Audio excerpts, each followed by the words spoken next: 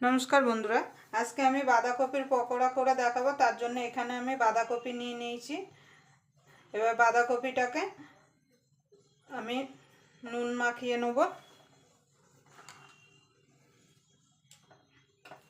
আমি যেভাবে করছি এইভাবে আপনারা একবার বাঁধাকপির পকোড়া করে দেখবেন, খেতে কিন্তু অসাধারণ লাগবে। আপনারা প্রথম থেকে শেষ পর্যন্ত ভিডিওটা দেখবেন, আশা করি আপনাদের ভালো লাগবে। যদি বাঁধাকপির পকোড়াটা যদি ভালো লাগে তাহলে অবশ্যই একটা লাইক করে দেবেন, আর আমার চ্যানেলে নতুন বন্ধু হয়ে থাকলে অবশ্যই চ্যানেলটা সাবস্ক্রাইবার করে আমার পাশেই থাকবেন, আর পাশের বেল আইকনটা অবশ্যই বাজিয়ে দেবেন আমি যখন কোনো নিত্য নতুন রেসিপি আপলোড করব সবার আগে পাওয়ার জন্য। আমি বাঁধাকপিটা নুন মাখিয়ে 10 মিনিট রেখে দেবো, যে বাঁধাকপির ভেতরে যে জল আছে সেই জলটা বেরিয়ে যাবে। আর আপনারা বাঁধাকপিটা যখন কাটবেন অবশ্যই যতটা ছোট ছোট করে পারবেন ছোট ছোট করে কুচি কুচি করে কেটে নেবেন, তাতে কি হবে পকোড়াটা ভালো হবে।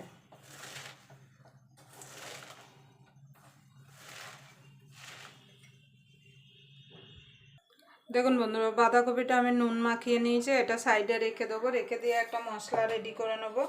তার জন্য কড়াইতে গ্যাসে কড়াই বসিয়ে দিয়েছি, দিয়ে দেবো 5টা শুকনো লঙ্কা। লঙ্কাটা একটুখানি ভাজা ভাজা করে নেব। এর মধ্যে দিয়ে দেবো ধনে,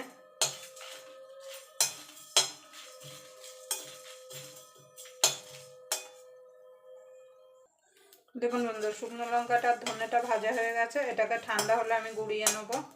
আমি এটা মিক্সিতে গুঁড়িয়ে নেব, আপনারা চাইলে শিলনোড়ায় এটা বেটে নিতে পারেন। একদম গুঁড়ো করবো না, একটু দানা দানা রাখবো, তাতে কি হবে খেতে ভালো লাগবে। দেখুন বন্ধুরা 10 মিনিট হয়ে গেছে। এবার বাঁধাকপিগুলো ভালো করে চিপড়ে নেব। যে বাঁধাকপির যে এক্সট্রা জল আছে সেটাকে চিপড়ে আমি একটা গামলায় নিয়ে নেব। জল জল যদি থাকে তাহলে কিন্তু বাঁধাকপির পকোড়াগুলো ভালো হবে না।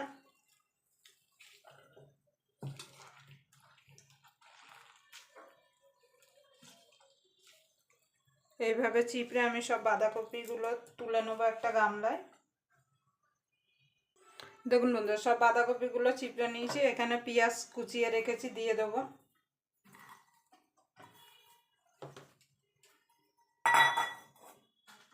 দিয়ে দেবো ধনে পাতা,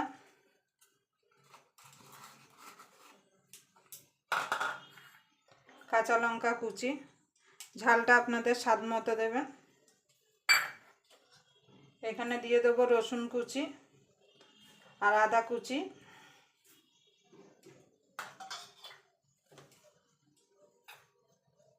এখানে দিয়ে দেবো চাট মশলা, জিরের গুঁড়ো, দিয়ে দেবো গোলমরিচের গুঁড়ো,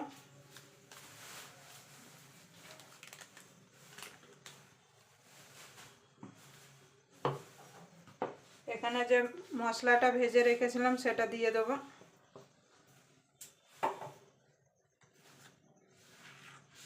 হলুদ দিয়ে দেবো, 1 চামচ নুন দিয়ে দেবো। যেহেতু বাঁধাকপি নুন দিয়ে মাখা আছে সেই বুঝে এখানে নুনটা যোগ করতে হবে। এবার সবগুলো একসঙ্গে ভালো করে মেখে নেব।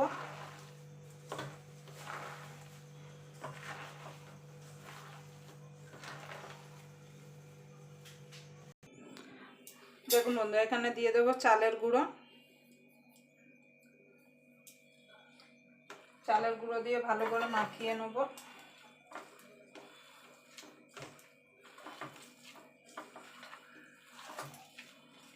এবার অল্প অল্প করে বেসন দেবো আর এটাকে মাখাতে থাকবো।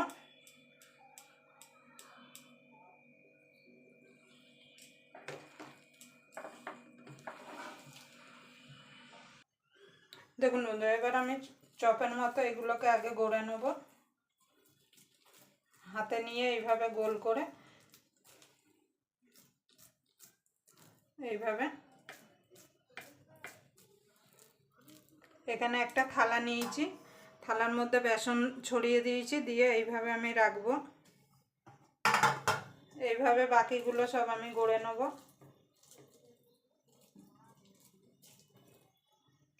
দেখুন বন্ধুরা, আমি কিছুটা গড়ে নিয়েছি। এবার আমি এগুলো ভেজে নেব। কড়াইতে তেল বসিয়ে দিয়েছি, তেল গরম হয়ে গেছে।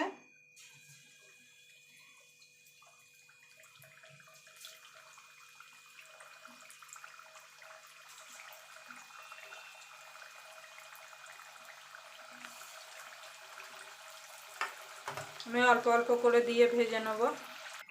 দেখুন বন্ধুরা, এগুলো ভাজা হয়ে গেছে। এইভাবে আমি বাকি বাঁধাকপির পকোড়াগুলো ভেজে নেব।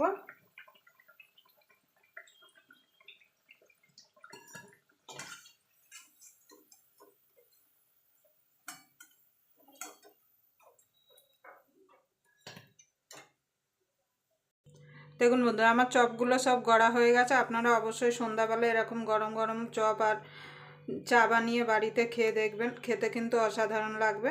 আবার আপনাদের সঙ্গে কোনো নতুন রেসিপি নিয়ে দেখা হবে। ততক্ষণ পর্যন্ত আপনারা ভালো থাকবেন, সুস্থ থাকবেন।